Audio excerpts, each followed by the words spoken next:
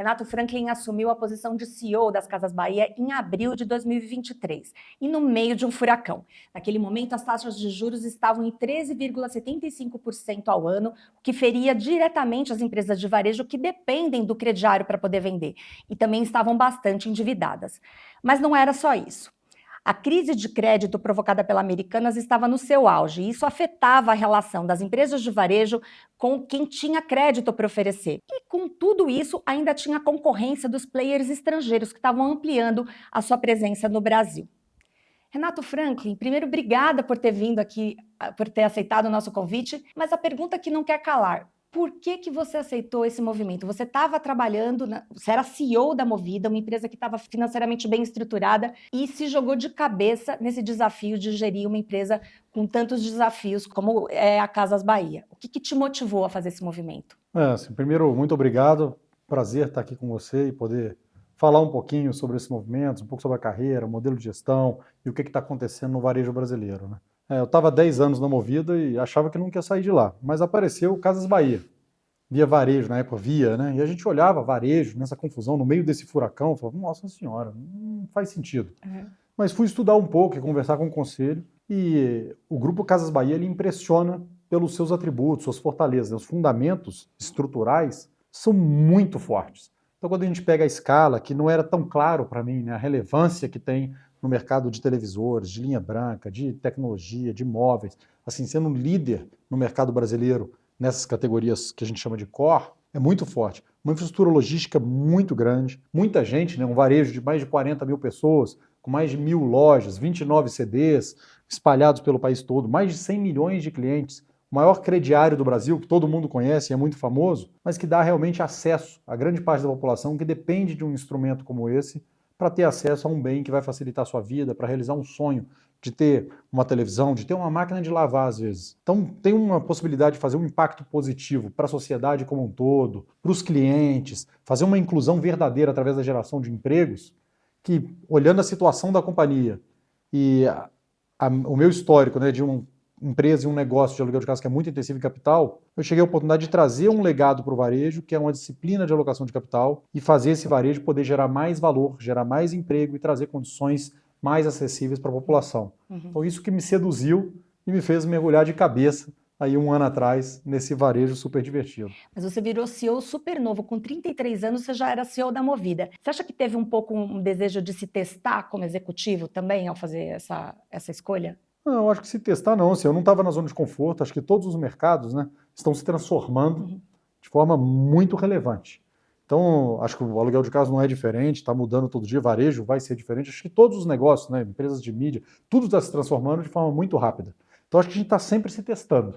Acho que o grande, realmente é um desafio maior, muito grande, então esse desafio, sim, também chama atenção. A exposição num desafio desse, ver se você tem capacidade de... Ninguém transforma e salva uma empresa dessa. Você constrói um time para poder salvar esse negócio e fazer um negócio ficar sustentável, gerar valor. Acho que isso sim é atrativo e a oportunidade de você poder transformar o varejo brasileiro numa marca que é realmente, né, uma household brand, uma marca que todas as famílias brasileiras conhecem. A gente brinca quando fala com o estrangeiro, né? Marca Casas Bahia é igual você falar de McDonald's, né? Todo mundo conhece na população brasileira. Então é muito atrativo e sedutor para a gente como executivo também.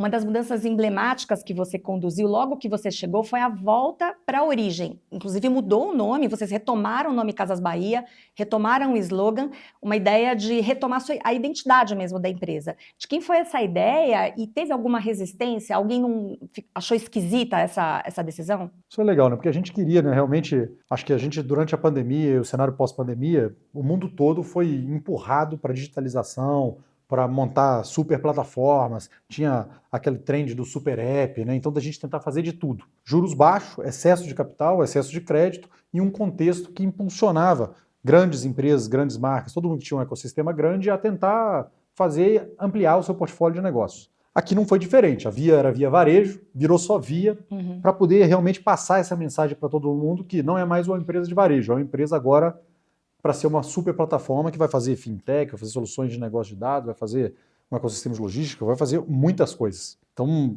a gente quis, já que a gente mudou a estratégia, mudou o contexto, né? Então juros mais altos, restrição de capital, investidores não mais apostando em growth, mas querendo ver bottom line, querendo ver fluxo de caixa, querendo ver lucro líquido. E o que a gente sabe fazer e ganhar dinheiro é o varejo. Então a gente queria dar um recado muito claro, não só para o mercado como um todo, para fora da empresa, mas para dentro, de que nós somos uma empresa de varejo, que o nosso foco é varejo, que nós vamos ganhar dinheiro com varejo, sim, com soluções financeiras e seguros e serviços acoplados a esse varejo, mas relacionados ao nosso core. E aí a mudança do nome fazia todo sentido para mim. Desde que eu cheguei, eu já comecei a perguntar e todo mundo achava que fazia sentido. Então eu não tive nenhum pushback de, cara, acho que não faz sentido. Então eu conversei com o conselho, conversei com acionistas, conversei com todos os executivos, com lojas, e todo mundo gostava de voltar para o nome, para o Grupo Casas Bahia. E a mesma coisa foi o Dedicação Total a Você. Acho que a gente estava tentando criar slogans novos, né? Porque a companhia passou a vender de tudo, então a companhia estava investindo muito no slogan Tudo que a Vida Pede, Pede Casas Bahia, que é para mostrar que a gente tem tudo, ou de alfinete a foguete, né? Que é o slogan do Marketplace. Mas, cara, isso é irrelevante perto do tamanho da companhia, da receita da companhia, dos números da companhia. Mas explicar isso para o mercado exige bastante empenho, porque isso pode ser entendido como um gesto de, digamos assim, humildade, mas também pode ser entendido como fracasso. Como é que você fez isso? Eu acho assim, a gente tem que ter muita crença naquilo que está fazendo, tem que acreditar. A gente endossou a nossa tese, né, em cases bem-sucedidos de players que são especialistas para contrapor a tese do one winner takes all. Porque existia, sim, uma tendência de, cara, one winner takes all, então quem conseguir se tornar uma grande plataforma vai ser o super app do brasileiro e vai dominar esse mercado. E aí, assim, a gente foi buscar teses nos mercados para entender isso realmente acontece, como é que funciona, como é que é o mercado norte-americano, que é um mercado mais desenvolvido que está à frente do nosso. Pô, tem um player especialista que mantém a sua liderança nessas categorias core Big Box. Como é que é na Europa? Pô, também tem player especialista que domina esses mercados contra as plataformas generalistas. Como é que é em Londres? Também, que fora da Inglaterra separou do euro, também tem um player especialista que domina e que não vem perder do share para as plataformas generalistas. Então, falando, peraí, tem uma tese de que dá para ser um especialista. Tem vantagens estruturais do ponto de vista de logística, que são diferentes do que quando a gente olha para um player generalista. Então, tem um suporte. E aí, quando a gente saiu para a comunicação, já endossando a tese, mostrando qual que era a rentabilidade de cada um dos negócios e como é que é o fluxo de caixa de cada um dos negócios, a estratégia foi muito bem recebida. Nós não recebemos pushback de nenhum investidor quanto à estratégia. A gente recebeu, sim, pushbacks quanto ao desafio de execução.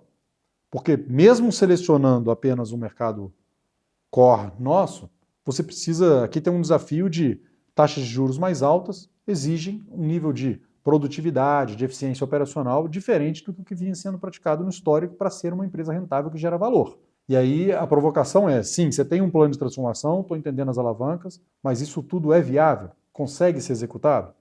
E aí, obviamente, o mercado só acredita vendo, né? Então você precisa mostrar indicadores e entregar para poder conquistar a credibilidade. E, obviamente, para perder a credibilidade é fácil, mas para conquistar, você precisa de vários trimestres consecutivos, entregando aquilo que você está falando, de preferência superando um pouco a expectativa que você construiu no mercado, para que você realmente tenha de volta essa reputação, essa credibilidade na companhia, e aí o equity value da companhia começa a refletir a realidade e o plano de negócio que você tem para o futuro. Porque tem um plano bonito, mas esse plano tem que ser comum e crível por todos os agentes do mercado para que isso seja refletido no preço das ações, por exemplo. E como que você imagina que vai ser ao longo do tempo essa proporção de digital e lojas físicas? Você acredita que a Casas Bahia tem, realmente a força dela nas lojas físicas? Ótimo ponto, né? A gente chegou, a companhia estava mais ou menos 50% loja física, 50% digital. A rentabilidade nossa é melhor na loja física do que no digital. Então a gente, nas escolhas, a gente teve que avaliar cada produto em cada canal de venda, se ele está sendo rentável ou não, e ajustar a precificação em condições comerciais, parcelamento sem juros, para poder ter uma operação rentável. Isso fez que, devido à elasticidade, a gente encolhesse no digital. Então o digital perdeu mais volume do que a loja física. A gente tirou também algumas categorias que não eram rentáveis e que majoritariamente também tinham mais exposição no digital. Então hoje a gente está mais ou menos 60-40. Quando eu olho para o mercado de eletrodomésticos e dos produtos core de telefonia, de tecnologia, de móveis, ele tende a ganhar alguma penetração no e-commerce. Mas a gente não acredita que o varejo físico ele acaba. Acho que ele continua bastante, é uma redução gradual, uma migração gradual e pontual. Não vai ser para sempre, não é tudo. Você não chega na penetração de migrar tudo para o e-commerce nos produtos que a gente vende. Dito isso, a nossa estratégia, a gente cresce mais no curto prazo na loja física do que no e-commerce, porque é onde tem mais rentabilidade. Então, o market share é pequeno no norte, tem oportunidade no nordeste, tem muita oportunidade no centro-oeste e tem alguma oportunidade no sul do país. O sudeste, ele está mais preenchido, a gente tem uma liderança já consolidada, tem oportunidades mais pontuais aqui para a gente crescer. Então vai ter daqui a pouco um momento de ampliação dessa rede de O nosso plano, nessa segunda fase, são apostas seletivas, então ainda sem expansão. Para poder arrumar o fluxo de caixa, tem que crescer a margem EBITDA para chegar num patamar que faz a companhia ser saudável e ter um fluxo de caixa saudável. E aí a gente entra na terceira fase do ciclo, que deve ser mais para o meio de 2025 em diante, onde sim a gente passa a trabalhar a expansão da companhia, tanto em loja física quanto e-commerce. E-commerce também tem um crescimento grande pela frente. A gente acredita muito no crescimento da companhia no e-commerce, só vamos crescer mais na loja física. Mas passa por uma melhoria da nossa jornada do consumidor. A gente tem um bom NPS, então se for é zona de excelência. Mas perto do que a gente entende que tem que ser para a gente se posicionar como um player especialista que domina e que seja a melhor experiência de compra para o cliente naquele produto que a gente vende, tem alguns ajustes para a gente fazer. Tanto na jornada digital, que passa pela busca, por o sortimento, por entender quem é aquele cliente, então como é que eu oriento a minha busca para retornar para aquele cliente um produto que faz sentido para aquele cliente.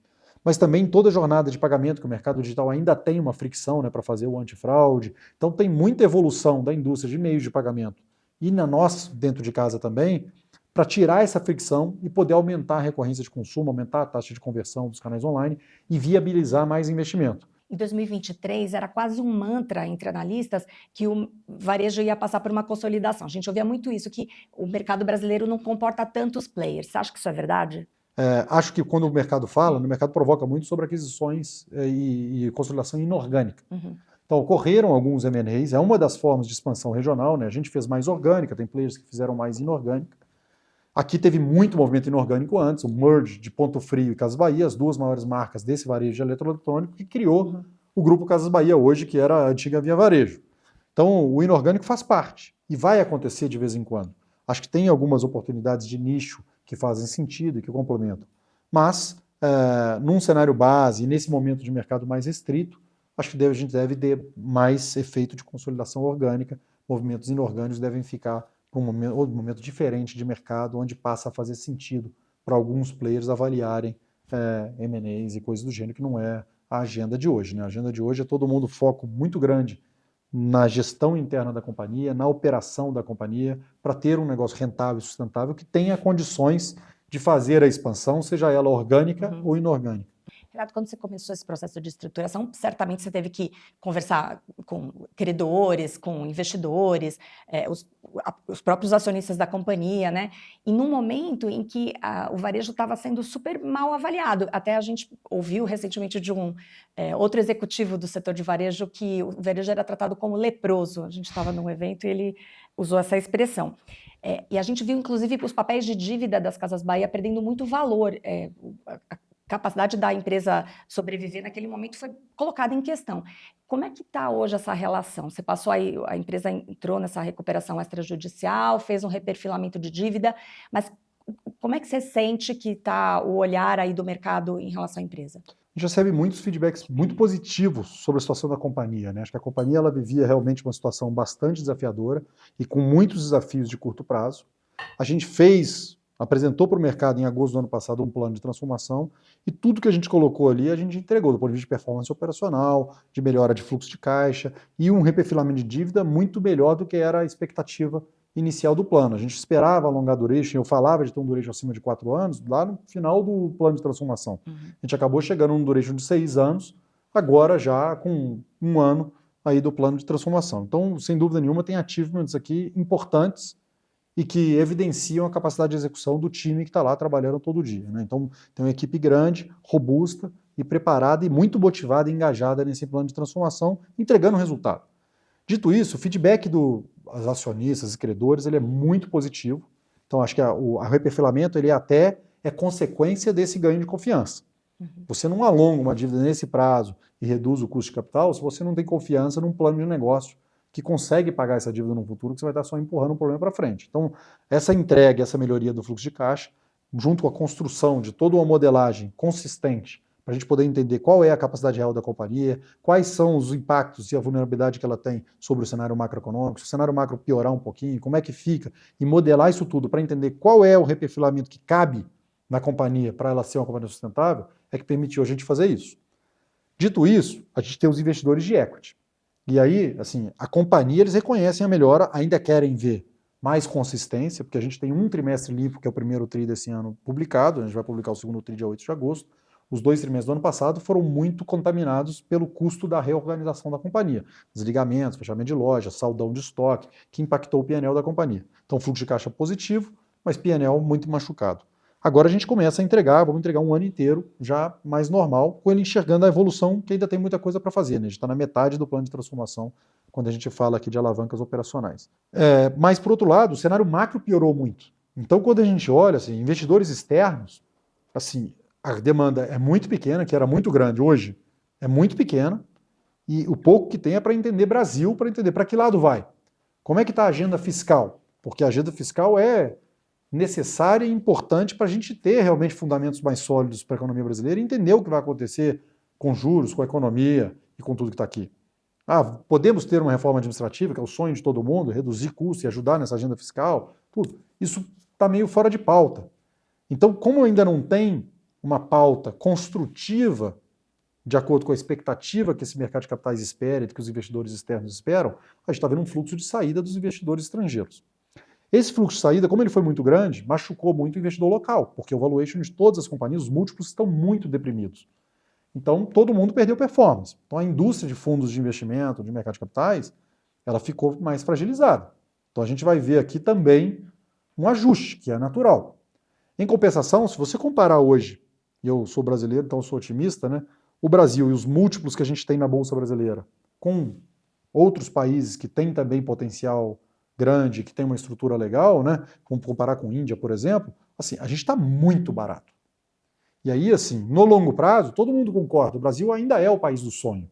A gente tem segurança alimentar, a gente tem segurança energética, tem, com todos os desafios, instituições sólidas e fortes, pode ter ruído, acho que a gente tem muito ruído, mas a gente tem instituições sólidas. Comparativamente com mercados emergentes, a gente é um país de muito potencial.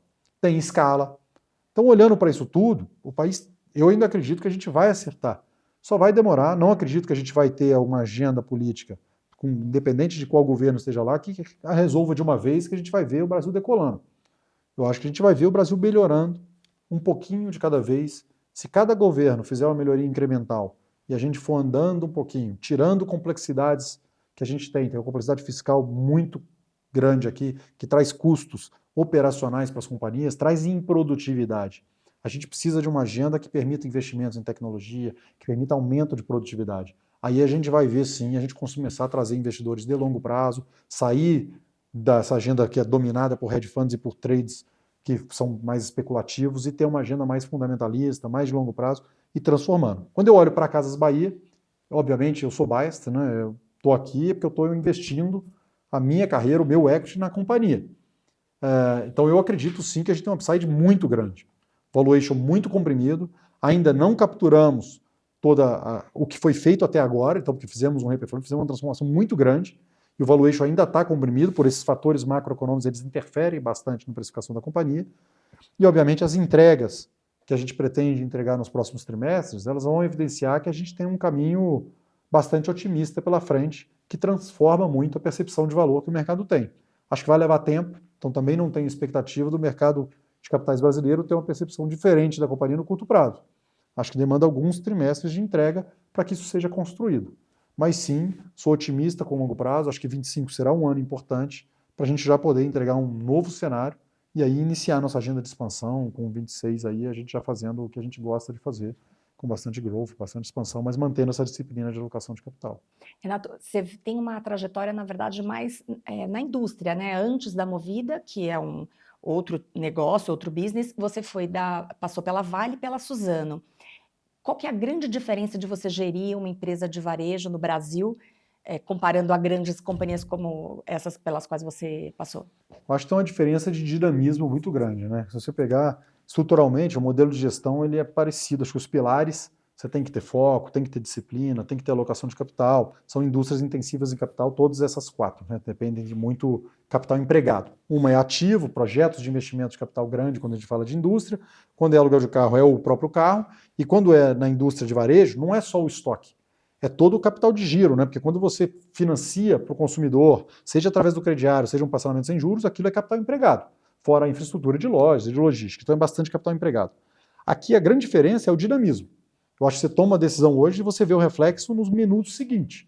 Quando eu mexo um preço do site, a elasticidade você vê na hora. Uma ação de CRM que você faz, você consegue ver o resultado. Quando você fala numa indústria de porte, grande porte, como uma Vale ou uma Suzano, você decide fazer um projeto de capital, você vai lá, faz toda a análise, monta um plano de negócio, você vai fazer um investimento, daqui 5 anos você vai ver o resultado que você está colhendo. Então são agendas mais de longo prazo. E é uma diferença que é para o bem e para o mal, né? Imagino. Para tudo. Errou, você vê na hora e tem que corrigir rápido. Então te demanda bastante agilidade. Acho que todo mundo hoje passa com uma agenda muito forte, né? Tem muitas similaridades com essa disciplina de capital, uma agenda ESG muito forte, de qual que é o impacto positivo que está trazendo para os seus stakeholders.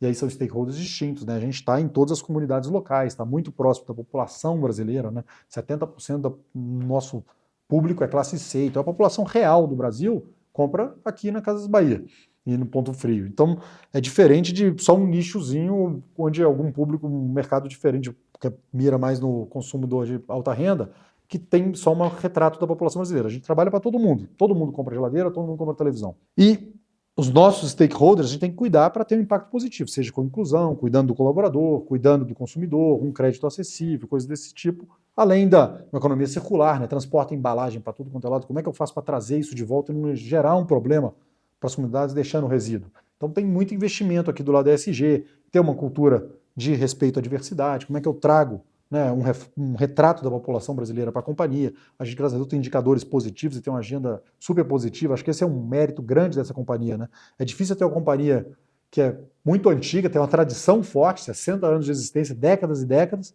mas que tem uma cultura moderna. Então isso é um privilégio que a gente tem no nosso grupo. Agora, esse dinamismo é que eu acho que é a maior diferença. E aumenta de alguma forma essa sensação de responsabilidade? Porque antes você lidava muito com cliente, pessoa jurídica, né? Você estava muito no B2B. Agora você lida com o cliente final, é exatamente isso que você está descrevendo. Te dá, assim, como executivo, um pouco mais de frio na barriga sobre... Dá muita responsabilidade. Acho que primeiro com os colaboradores, se olhar empregos diretos e indiretos, você vai ter aí 100 mil pessoas, é um negócio bem pesado de responsabilidade. Se você vai errado, se sua estratégia põe em risco o ganha-pão dessas famílias, é uma responsabilidade grande. Por isso a gente teve um cuidado de montar uma estratégia com baixo risco de execução. Tentar fazer menos apostas e focar naquilo que a gente sabe que se eu fizer isso, custa tanto e me dá tanto de retorno. Para poder não pôr em risco essas famílias, essa quantidade de famílias. E segundo, todos os clientes que dependem da Casas Bahia para ter acesso a esses produtos, né? Então, os clientes principalmente do nosso crediário, que dependem do crediário para poder comprar, se não tem Casas Bahia, ele não consegue comprar.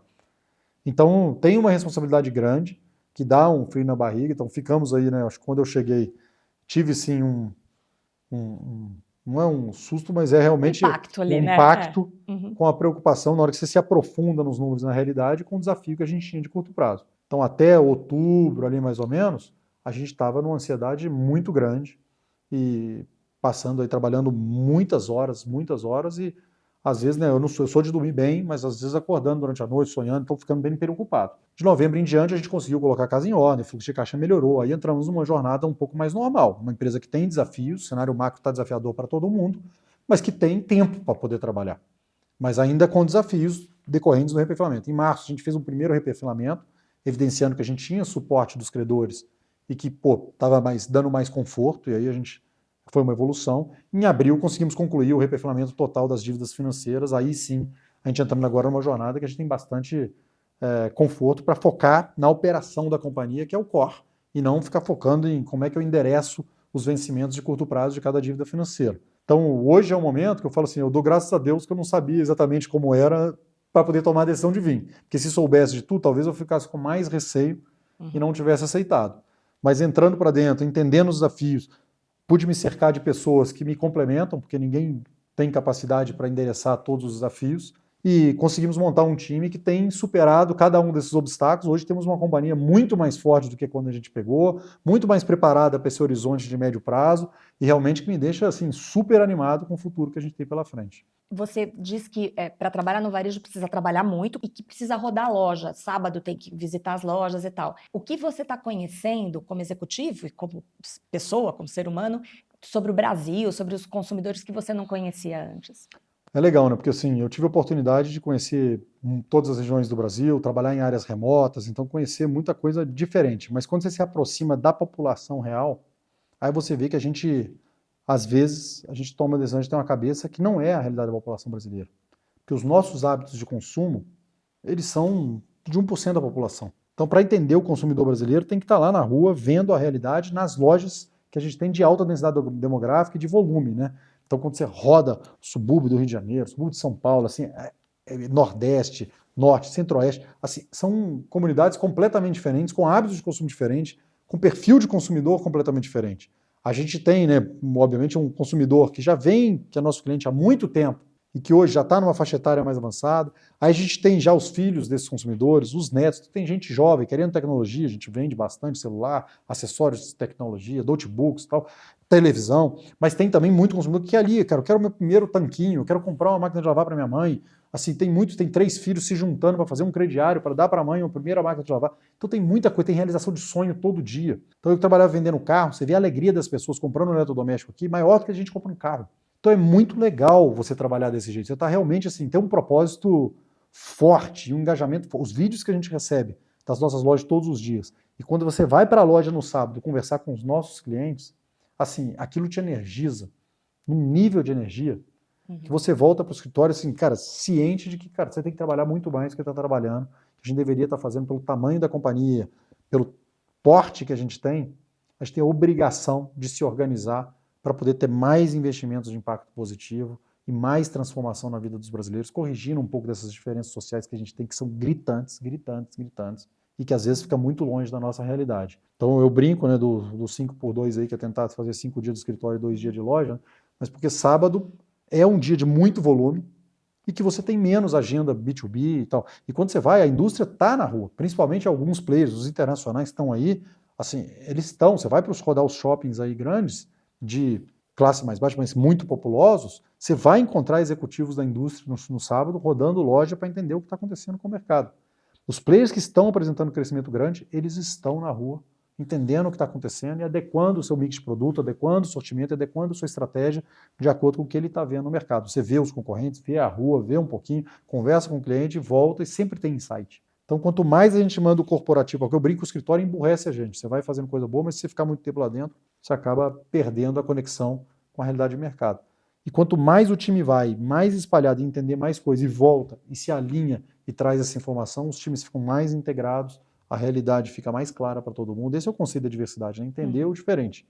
E trazer pessoas de lá, e você conhece gente bom, faz o job rotation, traz gente de uma área para outra, vem gente de loja, vira corporativo, vai alguém do corporativo, vira loja, e isso vai trazendo um enriquecimento do conhecimento, um desenvolvimento para as pessoas, que permite a gente aumentar a produtividade da companhia. E como é que você organiza, coordena a tua vida pessoal? Você é casado, eu sei que vocês na sua casa praticam esportes, e tem 3 filhos. Como é que é esse gerenciamento, família e trabalho? Eu acho assim, o equilíbrio de vida, não existe vida profissional e vida pessoal, né? Você tem que estar bem para poder produzir bem. Isso vale para todo mundo. Eu falo que você quer o cliente feliz, você tem que ter o colaborador feliz, senão o negócio não funciona.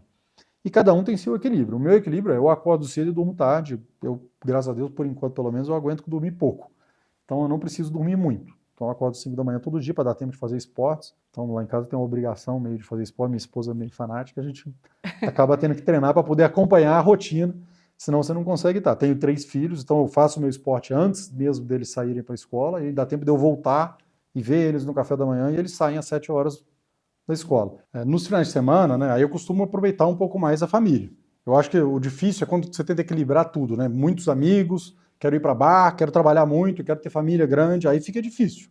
Eu acabo tendo os amigos que topam convivência entre famílias. Então o povo brincava, né? Com 3 filhos vai filtrar bastante os amigos, porque 3 filhos, 2 cachorros, não é todo mundo que vai se entrosar.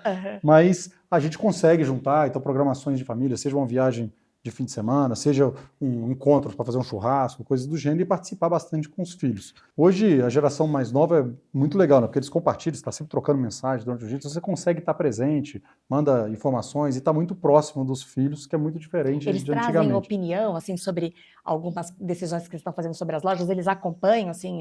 Minha menina gosta muito de rodar a loja no sábado, Ah, então ela gosta de ir comigo. Pai, nós vamos vender hoje? Vamos vender? De ir lá, atender cliente, estão com 8 anos. O mais velho tem uma agenda, né? Já tem, hoje as escolas são muito diferentes, estão com 15 anos, mas desde acho que 12, 13 anos já tem agenda de sustentabilidade, curso, né? Então fala, pai, você está economizando, como é que está fazendo? Então como é que é o impacto? Então estuda algumas coisas e faz algumas provocações. O do meio faz uma agenda, gosta mais de futebol, gosta de energia, então aí tem outras coisas, outras brincadeiras que a gente faz junto. Então é um jeito de conciliar tudo e a gente está muito junto, né? A família, o núcleo familiar muito forte. Minha família, meus pais são de Belo Horizonte, meus sogros também, então tenta ir lá umas 5, 6 vezes por ano, devia ir mais, mas acaba que a rotina é pesada.